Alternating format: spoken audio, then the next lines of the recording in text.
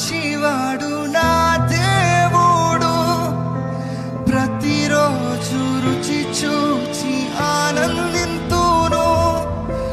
ఉత్తముడు మంచివాడు నా దేవుడు, ప్రతిరోజు రుచి చూచి ఆనందింతును.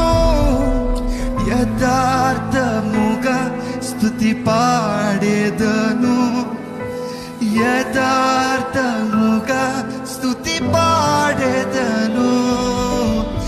ఏ మేలు నాకు కొదివే చేయవు. నిజమే కదా, ఏ మేలు నాకు కొదివే చేయవు. అవమానం పొందను